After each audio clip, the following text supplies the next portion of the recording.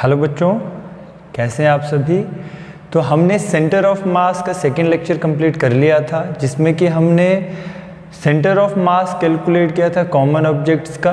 ठीक है, तो आज उसी को ही हम थोड़ा सा और एक्सटेंड करेंगे, जिसमें देखिए हमने कॉन्टिन्यूअस मास डिस्ट्रीब्यूशन के बारे में बात कही थी, वो सारे हमने उसके तरीके देख लिए थे। अब हमारे पास नेक्स्ट है centre of mass of some common objects. Centre of mass of common objects.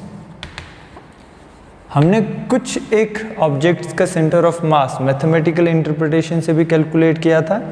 जैसे हमारे पास एक स्क्वायर था, ठीक है, हमने सिमेट्री एक्सिस के ही अबाउट बात की थी, सिमेट्री मेथड हमने यहाँ पे यूज़ किया था। तो पहले हम बात करेंगे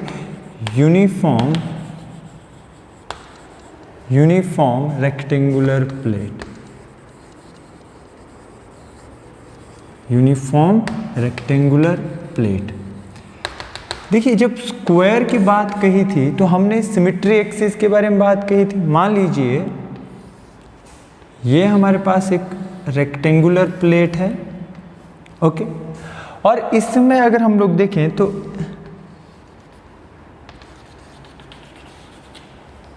एक्स और वाई एक्सिस में हमारे पास ये लाइंस हमने ड्रॉ की। और अगर हम देखें तो अगर इसको हम रेफरेंस फ्रेम माने, इसको अगर हम रेफरेंस माने, तो इसके अबाउट हमारे पास एक्स एक्सिस, ये हमारे पास रेफरेंस होगी फॉर एक्स एक्सिस और ये रेफरेंस होगी फॉर वाई एक्सिस। इस केस में हमने जो एक्स सेंटर ऑफ मास और y centre of mass calculate करना है। देखिए, अगर इसकी ये आपके पास जो डायमेंशन है ए है और ये जो डायमेंशन इसके अगर बी है, तो एक्स सेंटर ऑफ मास इसके लिए क्या कैलकुलेट करना है, क्या हमने कैलकुलेट किया था, दैट वाज b/2, है ना। और for y centre of mass this will be a/2। अगर हम लोग सिमेट्री एक्सिस का मेथड अगर इसमें यूज़ करें तो भी हमारे पास, देखिए हमने क्या बोला, हमने ये बोला था कि जो हमारे पास सेंटर ऑफ मास होगा वो हमेशा सिमेट्रिक एक्सिस पे लाई करेगा। हमने क्या बात कही थी बेटा, कि हमारे पास जो सेंटर ऑफ मास है वो लाई करेगा लाइन ऑफ सिमेट्री पे, ठीक है। और इसके केस में हमारे पास लाइन ऑफ सिमेट्री अगर एक से ज़्यादा हो तो क्या होगा भाई, वो जो लाइन ऑफ सिमेट्री का जो कॉमन इंटरसेक्शन होगा वहाँ पे हमारे पास सेंटर ऑफ मास लाई करेगा। तो क्या हो सकता है, इसके केस में हमारे पास सिंपल एक तरीका रहेगा, अगर आप डायगोनल को कनेक्ट कर जाते हैं तो भी हमारे पास सेंटर ऑफ मास कहाँ होगा, यहाँ पे लाई करेगा, ठीक है। This will be the point of centre of mass. और ये आपके पास एक्स एक्सिस में कहाँ लाई करेगा, एट b/2, और वाई एक्सिस में कहाँ लाई करेगा, ये एट a/2, ठीक है बेटा। इसी तरह से नेक्स्ट हमारे पास है ट्राइंगुलर प्लेट।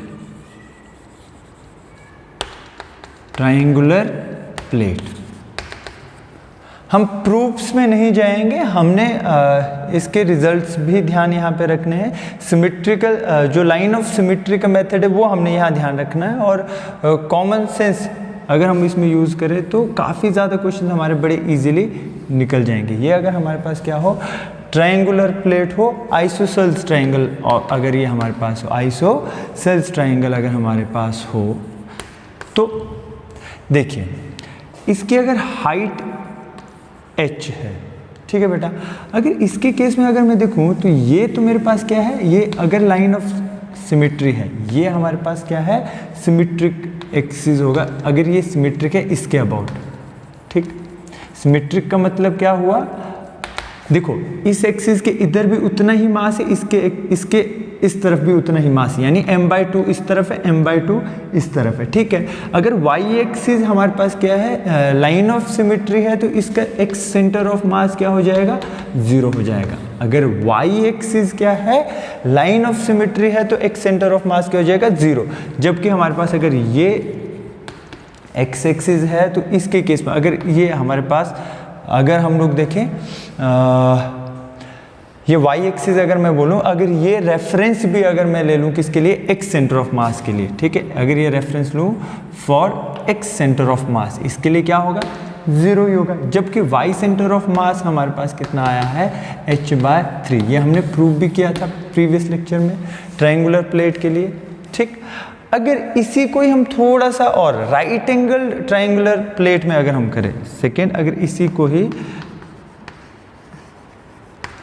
राइट एंगल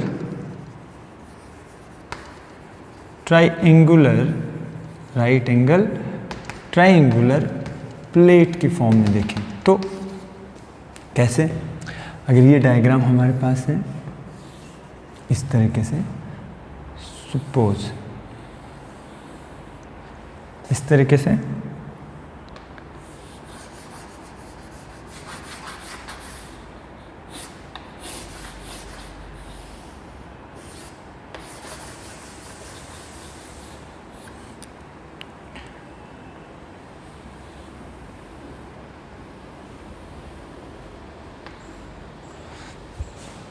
ठीक है बेटा।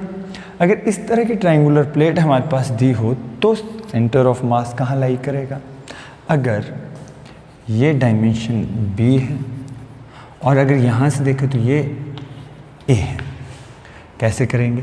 देखिए बेटा, इसी ट्रायंगुलर प्लेट का अगर हम सेंटर ऑफ मास का तरीका यूज़ करें, लाइन ऑफ सिमेट्री का अगर हम लोग मेथड यूज़ करें, अगर मान लीजिए ये वाई एक्सिस है, ये मान लीजिए एक्स एक्सिस है, अगर इसको हम क्या करें, इसको यूज़ करें as a reference for x, तो वो कहाँ पे लाई करेगा? h/3 पे ना, तो इसके h/3 यानी a/3 पे, तो x सेंटर ऑफ मास तो क्या हो जाएगा? a/3। जबकि इसी ट्रायंगुलर प्लेट का कॉन्सेप्ट अगर मैं वर्टिकली यूज करूं तो मेरे पास वर्टिकली डायमेंशन कितना है? b, यानी हाइट कितनी है? अगर देखो, अगर बेस ये है, अगर बेस ये है तो हाइट ये हो गई, अगर बेस ये है तो हाइट ये हो गई। तो इसके केस में तो ये मेरे पास हाइट है a, इसके केस में हाइट ये है तो ये a/3 हो गया, जबकि बेस अगर x एक्सिस में लूँ तो हाइट मेरे पास b है, तो मेरे पास इसके केस में क्या हो जाएगा? ये हो जाएगा b/3 यानी y सेंटर ऑफ मास क्या हो जाएगा? b/3। यस और नो? क्लियर? सिंपल तरीका है जो हमने यहाँ पे यूज़ किया, वैसे ही हम लोग यहाँ पे भी रेक्टेंगुलर ट्रायंगुलर प्लेट में यूज़ करेंगे। क्लियर बेटा? सिमेट्री लाइन का मेथड हमने यूज़ करना है, दूसरा जो बेसिक हमने प्रीवियसली यहाँ यूज़ किया मेथड वही हमने यहाँ अप्लाई करना। बेस हमने देखना है, अगर इस राइट एंगल ट्रायंगल के लिए अगर हम बेस ये कंसिडर कर रहे हैं तो हाइट होगी जिसकी हाइट a है, और अगर बेस ये एक्सिस में अगर हम लोग ले रहे तो हाइट b हो जाएगी, तो b/3 और इसके लिए a/3। क्लियर? नेक्स्ट हमारे पास है semi circular ring. Semi circular ring, इसके बेटा प्रूफ्स भी है, बहुत आराम से हम लोग इनको प्रूव भी कर सकते हैं, बट जनरली प्रूफ पूछा नहीं जाता है कि कैसे हम इनको प्रूव करते हैं, तो हम क्या करेंगे, डायरेक्ट इनके रिजल्ट्स ध्यान रखेंगे। हमारे पास अगर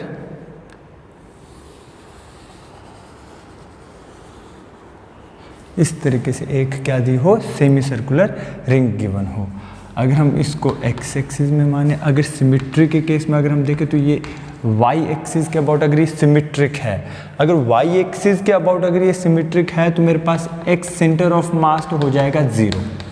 अगर वाई एक्सिस के अबाउट सिमेट्रिक है, कहने का मतलब जितना मास इस तरफ है उतना ही मास इस तरफ है, तो y सेंटर ऑफ मास इसके केस में कितना आया था? y सेंटर ऑफ मास हमारे पास आया था बेटा 2r/π। ये तो हमने प्रूव भी किया था प्रीवियस लेक्चर में। क्लियर?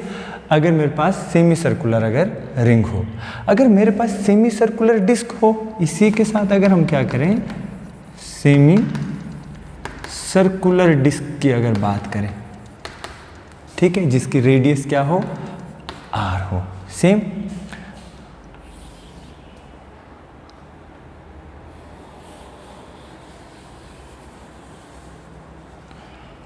और जो है, अगर हमारे पास रिंग की बजाय इस बार क्या हो, डिस्क अगर हो तो क्या होगा?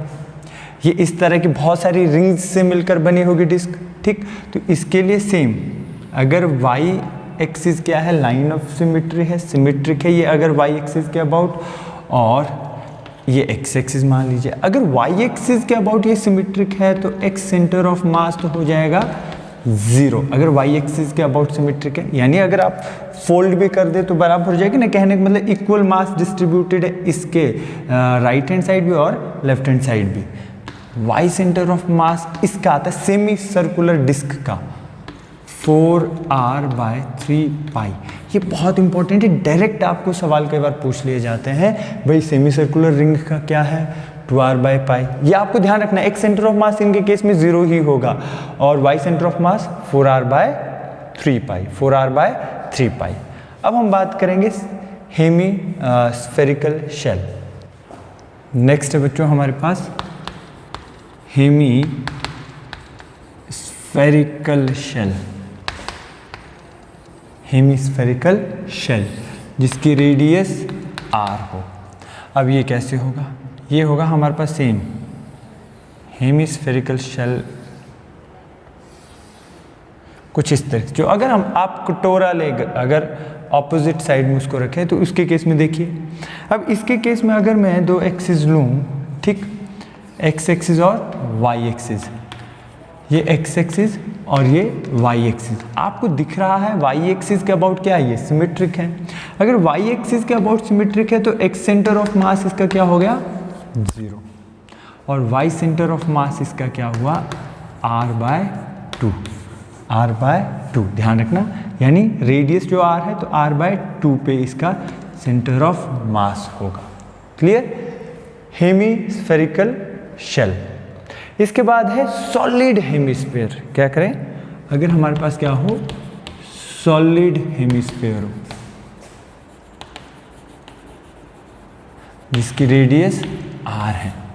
ये तो हमारे पास हेमिस्फीयर था हॉलो, जो पिछला हमने किया ये था हॉलो हेमिस्फीयर, और अब हमारे पास है सॉलिड हेमिस्फीयर। अब सॉलिड हेमिस्फीयर में क्या हो गया, डायग्राम अगर मैं यही बनाऊं तो सॉलिड में क्या हो जाएगा बेटा, सॉलिड में हमारे पास क्या है, मास जो है इस तरह से डिस्ट्रीब्यूटेड होगा कंप्लीटली 3 डायमेंशनली। हम लोग यहाँ पे क्या लेंगे, वॉल्यूम यहाँ पे कंसिडर करेंगे हम लोग जनरली, ठीक।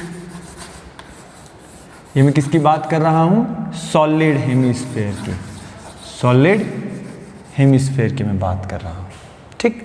अब इसके केस में भी अगर मैं देखूं तो अगर ये लूँ रेफरेंस फॉर एक्स, ये किसके लिए लूँ, रेफरेंस फॉर एक्स अगर लूँ तो एक्स सेंटर ऑफ मास तो 0 हो जाएगा। रीज़न, ये सिमेट्रिक है अबाउट वाई एक्सिस, और यहाँ पे बेटा वाई सेंटर ऑफ मास इसका क्या होगा, अगर ये रेफरेंस है वाई एक्सिस के लिए, अगर ये रेफरेंस है वाई सेंटर ऑफ मास के लिए, तो वाई सेंटर ऑफ मास क्या आएगा, सॉलिड हेमिस्फीयर के केस में आएगा 3r/8। 3r/8 सॉलिड हेमिस्फीयर के केस में कितना आया, 3r/8। Next is right circular solid cone.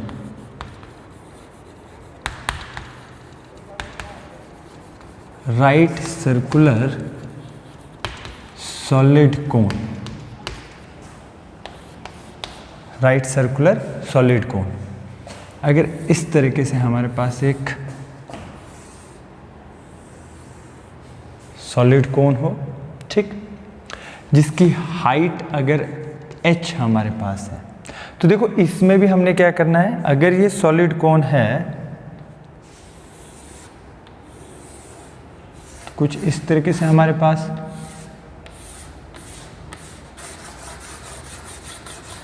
Mass distributed होगा, ठीक बेटा। अब इसको अगर सिमेट्रिक देखें तो ये तो सिमेट्रिक होगा वाई एक्सिस के अबाउट, यस और नो, इसके अबाउट ये सिमेट्रिक होगा।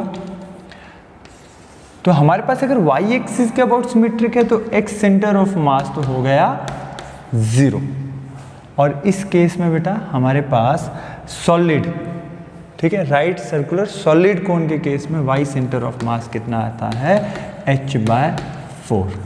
h/4 यानी यहाँ से ग्राउंड से कितना जाएंगे आप, h/4, वहाँ पे आपका सेंटर ऑफ मास लाई करेगा सॉलिड सर्कुलर कोन का, ठीक है, राइट सर्कुलर सॉलिड कोन का। अगर हमारे पास राइट सर्कुलर हॉलो कोन हो तो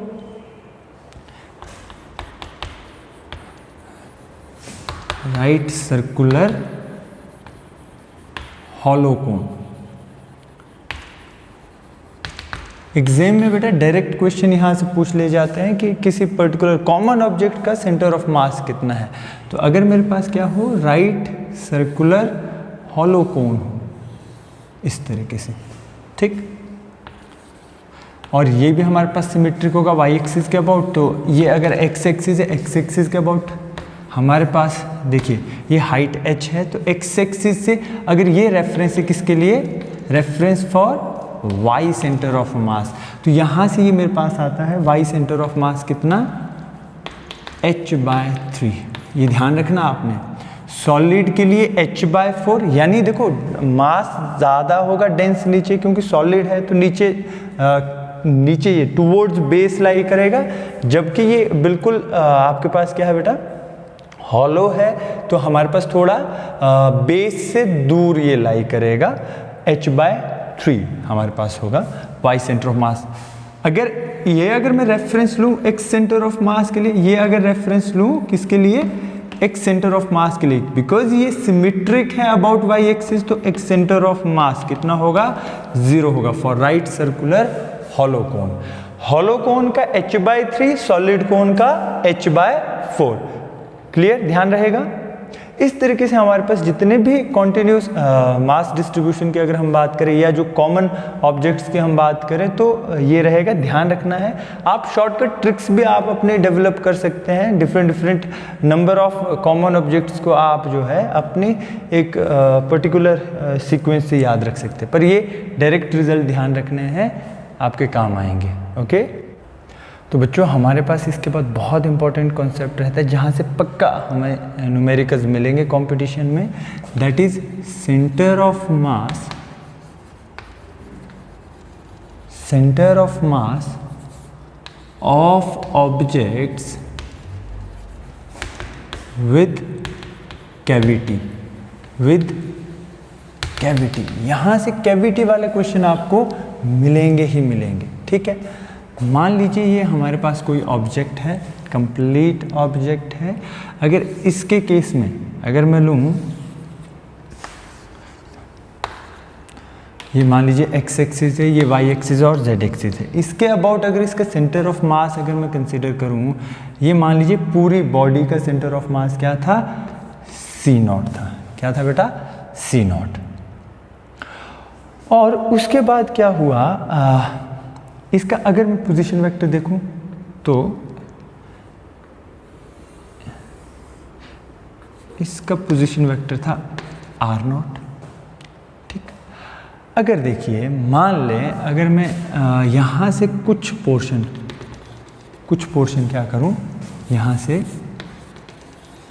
ये निकाल के साइड कर दूं। अगर मान लीजिए ये कैविटी मेरे पास है, जिसको मैंने, ये मास था जिसको इस पर्टिकुलर बॉडी से निकाल के मैंने साइड कर दिया, ठीक है। और इस पर्टिकुलर कैविटी का अगर मैं देखूं तो सेंटर ऑफ मास कहाँ है, यहाँ पे, ठीक है, इस पर्टिकुलर कैविटी का। और इसको अगर मैं देखूं तो ये मेरे पास पोजीशन वेक्टर कहाँ होगा, यहाँ पे इसका पोजीशन वेक्टर है r। अगर जब मैंने इसको हटा दिया, इस पर्टिकुलर कैविटी को जब मैंने हटा दिया, तो मेरे पास मास की डेंसिटी किस तरफ ज़्यादा होगी, मतलब मास किस तरफ हैवी होगा, डाउनवर्ड, इस तरफ। तो जो मेरे पास सेंटर ऑफ मास क्या कर जाएगा, शिफ्ट कर जाएगा। सेंटर ऑफ मास ओरिजिनली जहाँ पे था वहाँ से जब मैंने क्या किया, कैविटी हटा दी, तो सेंटर ऑफ मास भी क्या करेगा, शिफ्ट कर जाएगा ना। मान लीजिए वो कहाँ शिफ्ट कर गया, यहाँ पे शिफ्ट कर गया C'। और इसके केस में आप पोजीशन वेक्टर ड्रॉ करें, मान लेते हैं R1 इसके पोजीशन वेक्टर है, तो लिख लेते हैं, suppose m is the mass of cavity, mass of cavity when field, okay. और R क्या है, R is the position vector of either position of center of mass of cavity, position of center of mass of cavity, m dash मान लेते क्या चीज़ है बेटा, M dash मान लेते हैं mass of remaining portion. M dash is the mass of remaining portion, cavity हटाने के बाद जो रिमेनिंग पोर्शन है उसका मास। ठीक, क्या बोला हमने, एम डैश क्या है, मास ऑफ रिमेनिंग पोर्शन। ठीक, और R1 क्या है, R1 है हमारे पास position of centre of mass of remaining portion. R1 is the position of centre of mass of remaining portion. ठीक, हम क्या करते हैं, एम नॉट कंसिडर करते हैं mass of complete object. Am not is the mass of complete object. M naught is what? Mass of complete object with filled cavity. With filled cavity. जब हमारे पास cavity भी इसमें थी। ठीक है, और R नॉट क्या मानेंगे, R नॉट है position of centre of mass of complete object. जब हमारे पास कैविटी भी इसमें जो है फिल्ड थी। ठीक है, विद फिल्ड कैविटी। ओके, तो बेटा मेरे पास position vector of centre of mass of the object with cavity कहाँ आएगा, R1 कहाँ आएगा। सिंपली देखिए मेरे पास क्या था, टोटल बॉडी का मास m नॉट और इसका पोजीशन वेक्टर R नॉट। यहाँ से मैंने क्या किया, कैविटी रिमूव की, तो नेगेटिव मास का कॉन्सेप्ट आएगा। हमने क्या किया, जनरली जो m1 x1 plus m2 x2 divided by total mass होता था ना, m1 प्लस m2, वो यहाँ पे चेंज हो जाएगा। m नॉट r नॉट पहले कंप्लीट बॉडी का mass with this position of centre of mass of complete body. फिर मैंने क्या किया, रिमूव किया मास m, क्या कैविटी ऑफ मास मैंने रिमूव की और इसका पोजीशन। ठीक, divided by m not minus m, yes or no, this will be the case। जो मेरे पास पोजीशन होगी नए सेंटर ऑफ मास की when this cavity is there, जब हमने ये मास m अगर इसको यहाँ से रिमूव कर देते हैं तो नए जो सेंटर ऑफ मास की पोजीशन होगी वो इस तरीके से होगी, प्लस नहीं होगा, यहाँ पे मास क्या होगा, नेगेटिव होगा। नेगेटिव मास का कॉन्सेप्ट हम लोग लेंगे, यानी मास नेगेटिव नहीं होता बट हमने क्या किया है, रिमूव यहाँ से किया हुआ है। क्लियर, इसके ऊपर बेस्ड क्वेश्चन करते हैं तो आप ज़्यादा अच्छे से इसको समझ पाएंगे। हमारे पास क्वेश्चन है, फाइंड सेंटर ऑफ मास, जिसमें x सेंटर ऑफ मास और y सेंटर ऑफ मास हमने कैलकुलेट करना, दोनों coordinate of following arrangement, of following arrangement.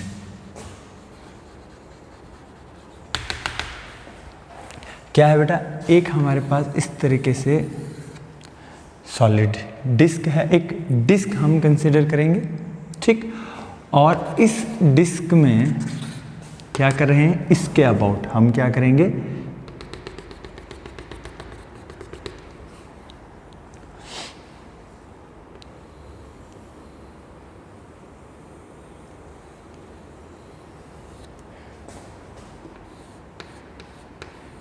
ये कैविटी इसमें हम लोग कंसिडर करेंगे, इसमें इतना जो मास है ये रिमूव कर देंगे हम लोग। ठीक है, मान लेते हैं m क्या है, मास है पूरी डिस्क का। ठीक है, एक डिस्क हमने कंसिडर किया जिसकी रेडियस r है, और मान लेते हैं m डैश क्या है, m डैश है हमारे पास mass of cavity. m dash is the mass of cavity. Total mass अगर हमारे पास ये डिस्क है, this disc of mass m, अगर इस पूरी डिस्क का मास अगर m था और उसमें से ये कैविटी हमारे पास कितने मास की है, m डैश मास की है, तो अगर हम देखें बेटा, अगर इसको रेफरेंस माने, ये एक रेफरेंस होगी for x centre of mass, yes, और ये हमारे पास अगर एक्सिस आई तो इसके अबाउट आपको लग नहीं रहा है ये सिमेट्रिक है? कहने का मतलब जितना मास इसके ऊपर होगा उतना ही मास इसके नीचे है, जबकि इसके अबाउट सिमेट्रिक नहीं होगी। अगर मेरे पास एक्स एक्सिस के अबाउट सिमेट्रिक है, अगर एक्स एक्सिस के अबाउट ये सिमेट्रिक, आप देखिए ना एक्स एक्सिस के अबाउट सिमेट्रिक का मतलब जितना मास ऊपर उतना ही मास नीचे, यानी m/2 ऊपर m/2 नीचे। तो एक्स एक्सिस के अबाउट अगर सिमेट्रिक है तो y सेंटर ऑफ मास क्या हो गया? 0 हो गया। पहली कंडीशन सिमेट्रिक देखना आपने किसके अबाउट। अगर सिमेट्रिक आपको पता चल गया किसके अबाउट है तो सीधे ही आपने एक सेंटर ऑफ मास तो निकाल देना। अगर एक्स एक्सिस के अबाउट सिमेट्रिक है तो वाई सेंटर ऑफ मास 0, अगर वाई एक्सिस के अबाउट सिमेट्रिक होता तो एक्स सेंटर ऑफ मास 0। अब देखिए एक्स सेंटर ऑफ मास का फॉर्मूला क्या रहेगा? एक्स सेंटर ऑफ मास का फॉर्मूला रहेगा m1r1, ये हम लोग रिमूव कर रहे हैं कैविटी, तो minus of m2r2 divided by m1 minus m2, yes और नो। तो मेरे पास एक्स सेंटर ऑफ मास क्या हुआ? अब पहली बात तो बेटा देखिए, अगर इस केस में देखिए पूरी अगर हम लोग इस डिस्क की बात करें तो हमारे पास कहाँ होना था? सेंटर पे होना था इसके। अगर ये कैविटी हम रिमूव नहीं करते, अगर कैविटी रिमूव नहीं करते तो मेरे पास पूरे डिस्क का सेंटर ऑफ मास कहाँ होना था? सेंटर पे होना था, ओरिजिन पे 0 0। अब देखो इसकी अगर रेडियस r है तो हमने ये कैविटी रिमूव की है जिसकी रेडियस आपके पास कितनी है? r/2 है। रेडियस इस कैविटी की कितनी है? r/2 है। इसको क्या कर दिया हमने? कट कर दिया है। क्या कर दिया है? कट कर दिया है। ठीक है, इसके अबाउट एक्स एक्सिस के अबाउट तो ये क्या है बेटा? सिमेट्रिक है, ये तो हमें क्लियर है। अब यहाँ पे अगर मैं पुट करूँ तो m1r1, m1 मैंने m माना है complete mass of the disc और m2 मैंने m डैश माना है द मास ऑफ कैविटी, तो m इंटू 0, फर्स्ट केस में तो 0, यस, और माइनस m डैश r2 क्या होगा? आपके पास इसके लिए इस कैविटी का सेंटर ऑफ मास क्या हुआ? यहां से क्या हुआ बेटे? ये r/2 पे सेंटर ऑफ मास हुआ इसके अबाउट, तो ये हुआ m डैश r/2, यस और no, divided by m minus m dash, yes. अगर हम लोग मास डिस्ट्रीब्यूशन देखें तो mass is distributed here uniformly, mass is distributed uniformly. तो कहने का मतलब मास डेंसिटी क्या होगी? वो कांस्टेंट होगी। इस केस में सरफेस मास डेंसिटी यानी सिग्मा ऑफ कंप्लीट डिस्क, जो मास डेंसिटी कंप्लीट डिस्क की होगी वही जो हमारे पास क्या होगी? सिग्मा होगी, जो हमने डिस्क क्या कर दी है? कट कर दी है, यस और नो। अब सिग्मा क्या होता था? मास डेंसिटी क्या होती है? यहाँ होगी मास पर यूनिट एरिया। तो इस केस में अगर मैं इसके केस में देखूँ तो इट विल बी m/πr²। अगर मैं एरिया के केस में लूँ, ठीक है, अगर रिंग सर्कल के ही केस में अगर मैं इसको कंसिडर करूँ तो मेरे पास यहाँ पे होगी ये m dash divided by pi r/2। यहाँ पे रेडियस कितना है? r/2 होल स्क्वायर, यस और नो, यानी ये हुआ m dash divided by pi r²/4, yes और नो, r²/4। तो मेरे पास पाई आर स्क्वायर तो कैंसिल हो जाएगा, बचेगा क्या? m डैश अगर मैं कैलकुलेट करना चाहूँ तो m डैश मेरे पास होगा 1/4। देखो ये आपके पास किधर चला जाएगा? इधर चलेगा, बट आपके पास m डैश तब भी क्या आएगा बेटा? m डैश आएगा m/4, यस और नो, m/4। ये आपके पास वैल्यू आ गई। अगर अब आप वैल्यू पुट करेंगे इसमें, देखिए क्या होगा?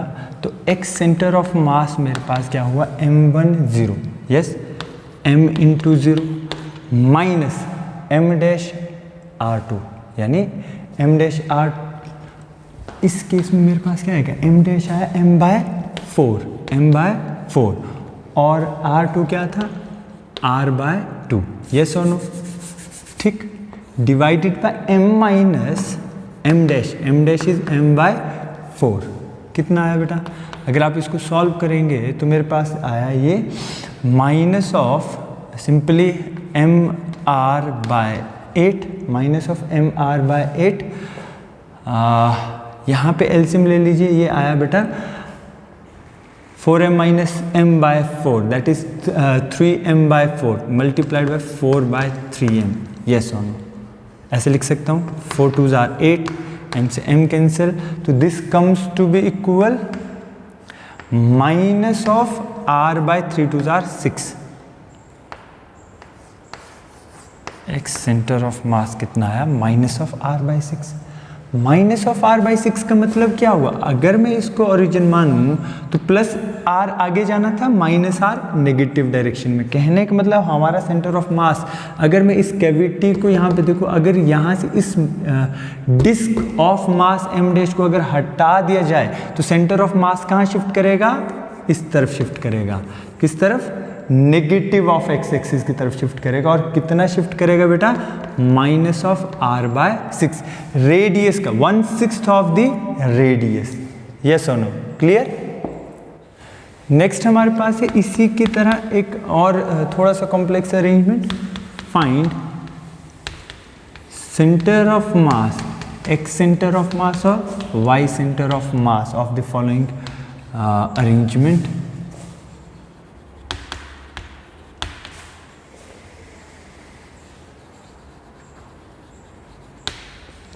क्या है बेटा कंसेप्ट, उसमें भी हमने एक डिस्क लेनी है,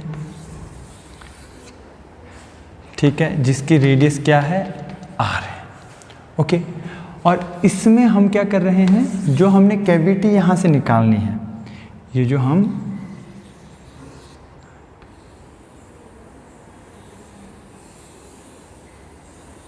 ये कैविटी जो हमने यहाँ से रिमूव की, इसको हम प्लेस करके कहाँ रख रहे हैं, यहाँ पे। इसी कैविटी को निकाल के हमने यहाँ से इसको कट किया, इसको कट किया, और जिसकी रेडियस देखो कितनी है, ये r बाई 2 के बराबर रेडियस है, ठीक है। इस डिस्क को हटाया और कहाँ रखा, इधर रख दिया। कहने का मतलब यहाँ हमने इसको प्लेस कर दिया।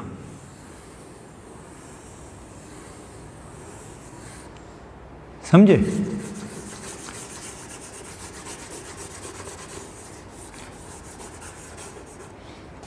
हमने क्या किया, हमने इस डिस्क से ये कैविटी निकाली और यहाँ प्लेस की, यहाँ से निकाली, यहाँ प्लेस की, तो ऑब्वियसली हमारे पास मास क्या कर गया, यहाँ ज़्यादा हो गया। जैसे हमने अभी कैलकुलेट किया था, ये मास m डैश हमारे पास कितना आया था, m बाय 4 के बराबर आया था। कहने का मतलब ये m बाय 4 मेरे पास यहाँ ऐड हो गया। और अगर मैं देखूं इस एक्सिस के अबाउट क्या है, ये सिमेट्रिक है, यस और no, this is symmetric about x axis, तो मेरा y सेंटर ऑफ मास क्या हो गया, 0, फर्स्ट सिचुएशन डायरेक्ट। और अगर ये रेफरेंस है फॉर x सेंटर ऑफ मास, तो मेरे पास क्या होगा भाई, अब x सेंटर ऑफ मास के लिए सीधा सा फॉर्मूला मेरे पास रहेगा। फर्स्ट तो अगर मेरे पास फुल डिस्क की अगर मैं बात करूं तो 0 0, उसके लिए m इंटू 0 माइनस, मैंने ये रिमूव किया, minus of m by 4 into r by 2, yes और नो। इस कैविटी का सेंटर ऑफ मास कहाँ लाई कर रहा था, यहाँ पे लाई कर रहा था, एट r बाय 2। अब मैंने क्या किया, इसको तो हटा दिया, माइनस लगा दिया, प्लस इसको मैंने प्लेस कर दिया, तो क्या लगाऊंगा, प्लस लगाऊंगा m by 4, but centre of mass कहाँ लाई करेगा, अब इसका सेंटर ऑफ मास कहाँ लाई करेगा, वो लाई करेगा इधर r बाय 2 पे, negative of r by 2, minus of r by 2। ये ध्यान रखना, यहाँ पे कंफ्यूजन हो जाती है कि आप सीधे ही क्या कर जाते हैं, गलती क्या कर जाते हैं बच्चे कि इसको माइनस r बाई 2 की जगह प्लस r बाई 2 लिख देते हैं। प्लस नहीं लिखना ये, क्योंकि हमारे पास नेगेटिव ऑफ एक्स एक्सिस में है तो minus r by 2, yes, divided by m minus m by 4 plus m by 4, yes और नो। ये मेरे पास कैंसिल हो जाएगा और ऊपर मेरे पास ये तो 0 हो गया, और मेरे पास बचा कितना, x सेंटर ऑफ मास बचा 0 minus mr by 8 minus of mr/8 divided by m, yes और नो। ये हुआ माइनस ऑफ 2mr/8, यस और no, minus of 2mr/8 divided by m, m से m cancel, 2 2 4, minus r/4, yes और no. Simple है कि नहीं है? देखिए हमारे पास कहने का मतलब जो सेंटर ऑफ मास है वो ज़्यादा शिफ्ट कर गया देन प्रीवियस, क्योंकि प्रीवियस में हमने ये कैविटी तो निकाल दी थी बट यहाँ प्लेस नहीं की थी, इस बार ये निकाल के यहाँ प्लेस की, तो मतलब यहाँ मास ज़्यादा हो गया तो ये शिफ्ट कर जाएगा टुवर्ड्स हेवियर मास। तो मेरे पास सेंटर ऑफ मास कहाँ लाई करेगा, that is at r/4, r/4 minus of r/4, that is the negative x axis. Okay, clear? देखिए बेटा जो कैविटी के क्वेश्चन है ये आपको स्क्वायर फॉर्म में भी आ सकते हैं, ट्रायंगुलर प्लेट के केस में भी आ सकते हैं, किसी भी शेप में आ सकते हैं, ज़रूरी नहीं है आपके डिस्क ही हो। हम डिस्क को ही ले रहे हैं क्योंकि बेसिक कॉन्सेप्ट हम ले रहे हैं, इसके साथ साथ हम लोग जैसे जैसे कॉम्प्लेक्सिटी बढ़ती जाएगी उस तरह के क्वेश्चन करते जाएंगे। तो नेक्स्ट क्वेश्चन है centre of mass of the shown system is of the shown, अभी एक डायग्राम बनाएंगे, सिस्टम इज कैलकुलेटेड, कैलकुलेट किया गया कितना, एट माइनस ऑफ r/6, कितना बेटा, minus of r/6। What should be the, question is what should be the density, what should be the density of liquid that need to be filled, that need to be filled, that need to be filled inside the cavity, inside the cavity to bring center of mass at plus r/6, to bring center of mass at plus r/6। हमारे पास ये similar disc है जो previous हमारे पास है, question था disc है जिसकी रेडियस r है। यहाँ से हमने क्या किया है, सेम कैविटी हमने रिमूव कर दी हुई है, ठीक है, कैविटी हमने रिमूव की हुई है।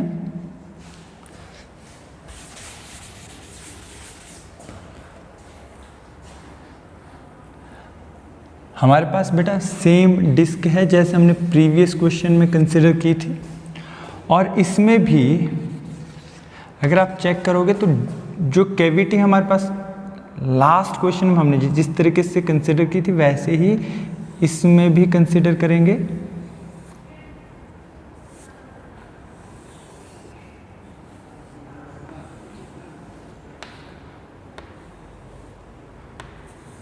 ठीक, इस तरीके से हम ये कैविटी कंसिडर करेंगे। हमने क्या बोला कि अब ये कैविटी तो हमने रिमूव कर दी, तो हमें बोलते what should be the density, कितनी डेंसिटी का लिक्विड जो है हम यहां से पास करें, इस कैविटी से फ्लो करवाएं, सो दैट जो हमारे पास सेंटर ऑफ मास है वो माइनस r/6 के बजाय कहाँ आ जाए, प्लस r/6 आ जाए। कहने का मतलब हमारे पास डेंसिटी क्या होनी चाहिए, जो एक्चुअल डेंसिटी है इस डिस्क की इससे ज़्यादा होगी, इससे ज़्यादा हो तभी तो ये शिफ्ट करेगा पॉजिटिव एक्स एक्सिस में। अगर ये कॉन्सेप्ट आप समझ रहे हो तो हमें क्या करना पड़ेगा, हम मान लेते हैं जो मास ऑफ लिक्विड है m' मान लेते हैं इस बार। जैसे हमने कैविटी का मास हमने m' माना था, हम मास ऑफ लिक्विड मान लेते हैं, मास ऑफ लिक्विड हम मान लेते हैं m', mass of liquid m'। चलिए अगर इसके केस में भी देखें तो हमारे पास एक्स सेंटर ऑफ मास के एक्स एक्सिस के अबाउट क्या है, ये सिमेट्रिक है, इसके अबाउट तो ये क्या है, सिमेट्रिक है, तो मेरे पास सीधे y सेंटर ऑफ मास, तो इसके केस में भी आएगा 0। मुझे निकालना क्या है, x सेंटर ऑफ मास, और उसके बाद भी डेंसिटी कैलकुलेट करनी। देखिए एक तरीका है बहुत सिंपल, करेंगे try. x centre of mass का formula, x centre of mass का फॉर्मूला कंप्लीट डिस्क का mass, mass of disc into position of the centre of mass of the complete disc minus और प्लस यहाँ पे रहेगा, क्योंकि हाँ तो हम क्या कर रहे हैं, ऐड कर रहे हैं। यहाँ हम निकाल नहीं रहे हैं, ऐड कर रहे हैं। इस कैविटी में हम लोग लिक्विड ऐड कर रहे हैं, फ्लो कर रहे हैं। तो प्लस आएगा, plus mass of liquid into the position vector of the centre of mass of the liquid, yes, r of liquid divided by mass of disc plus the mass of liquid. ये basic formula रहेगा। देखिए general formula अगर आप निकालना समझ गए तो बाकी चीज़ें हो जाएगी। अब हमारे पास ये तो गिवन है, एक्स सेंटर ऑफ मास कितना है, -r/6, ये ऑलरेडी गिवन है। तो मेरे पास अब देखिए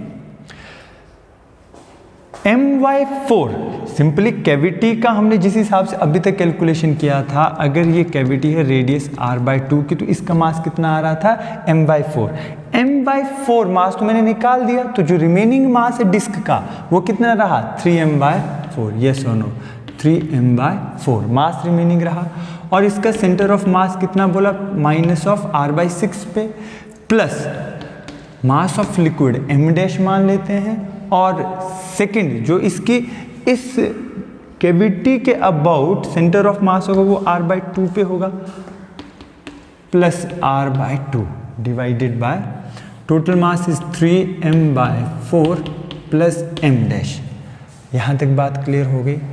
अगर मैं मास को डेंसिटी की फॉर्म में लिखूं, ठीक है, देखिए मास होता है सिंपली, डेंसिटी होती है मास पर यूनिट वॉल्यूम, मास पर यूनिट वॉल्यूम। वॉल्यूम को मैं क्या लूँगा, वॉल्यूम को मैं लूँगा area into thickness, area into thickness.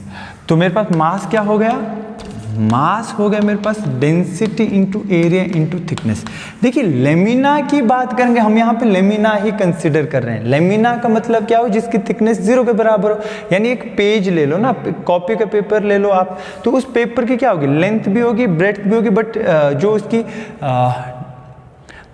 जो हाइट है अगर मैं बोलूँगा, कहने का मतलब उसकी ब्रेड्थ अगर मैं बोलूँगा वो नहीं होगी। जिसकी कहने का मतलब जो 2 डायमेंशनल जो ऑब्जेक्ट होगा वो हमारे पास लेमिना का काम करेगी। इसी तरह की डिस्क भी एक लेमिना की फॉर्म में हमने कंसिडर करनी, जिसकी सिर्फ एक्स और वाई एक्सिस होगी, जेड एक्सिस हमारे पास नहीं होगी। क्लियर। तो यहाँ पे हम वैल्यू पुट कर देते हैं भाई, ये आया जी मेरे पास। अब देखो सॉरी मैंने गड़बड़ क्या किया, हमें लाना है कैविटी को एट हमने सेंटर ऑफ मास को लाना है एट +r/6 पे लाना है। तो वैल्यू पुट कर देते हैं, मास की जगह हमने पुट करना है DAT। डी क्या है, डेंसिटी है, ए क्या एरिया, टी क्या है थिकनेस है। तो मेरे पास आया +r/6 that equal to what, 3/4 mass is D into A into T into -r/6 as it is जो था, प्लस m' की जगह मैं क्या लिखूंगा, D', A', T' तो मेरे पास T ही होगा, रीजन क्योंकि थिकनेस तो दोनों के केस में सेम ही होगी, into plus r/2 divided by 3/4 into D into A into T, yes, plus D', A', T। यहाँ तक बात समझे, यहाँ तक लिख लीजिए। देखिए बेटा अगर इसको हम सॉल्व करें तो मेरे पास कितना आया, मेरे पास ये वैल्यू आई +r/6। अगर मैं क्रॉस मल्टीप्लाई भी करूं, अगर इसको क्या किया जाए, क्रॉस मल्टीप्लाई कर दिया जाए, +r/6 into 3/4 DAT plus D', AT, yes और नो। अगर मैं एरिया भी लिख लूँ πr² की फॉर्म में लिख सकता हूँ, D into πr² into T plus D', A dash इसके केस में क्या होगा, रेडियस तो r/2 है तो it will be pi r²/4 times t। Yes और नो, हो गई। That equal to minus of r/6।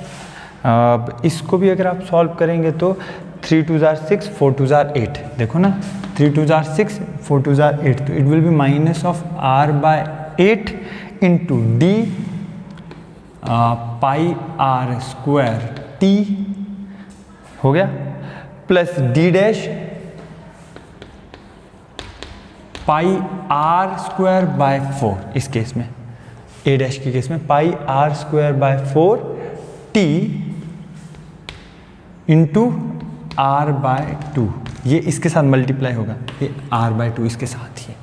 अब देखो यहाँ से अगर मैं कॉमन लूँ तो देखो d, अगर d भी नहीं लेंगे पाई r²t, पाई r²t, पाई r²t, पाई r²t, पाई r²t, ये तो हो जाएगा कैंसिल। मेरे पास बचेगा क्या, ये बचेगा मेरे पास, देखिए बेटा r/6 into 3/4 d plus d'/4, yes और नो, यही बचा।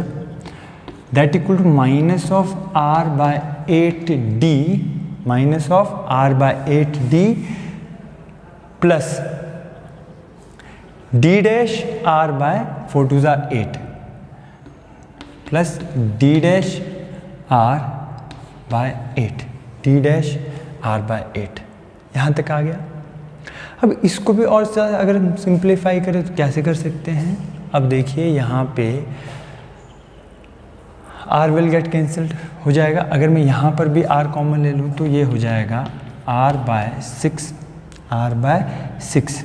3/4 d plus d'/4, r common minus of d/8 plus d'/8, r से r हो गया कैंसिल। बचेगा क्या बेटा, अब देखिए मेरे पास एलसीएम यहाँ पे, तो यहाँ तो मेरे पास कॉमन अगर मैं लेना चाहूँ तो सीधे भी लिख सकता हूँ, क्या ये लिख सकता हूँ 8, r/8 अंदर हुआ minus d plus d', yes और नो।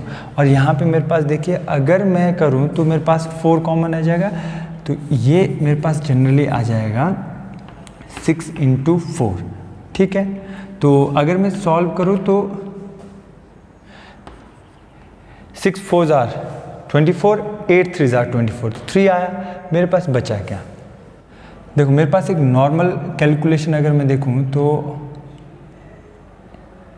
इन जनरल देखिए ये क्या रही, रिमेनिंग वैल्यू जो मेरे पास रही 3d प्लस d', ये 3 उधर मल्टीप्लाई कर दीजिए, आप क्रॉस मल्टीप्लाई कर दीजिए, that will be minus of 3d minus of 3d plus 3d' आया। अब देखो आप d' वाली टर्म एक तरफ, d वाली एक तरफ कर लीजिए, तो ये मेरे पास है 3d plus 3d, that is 6d plus 3d' minus d', it will B 2d', yes.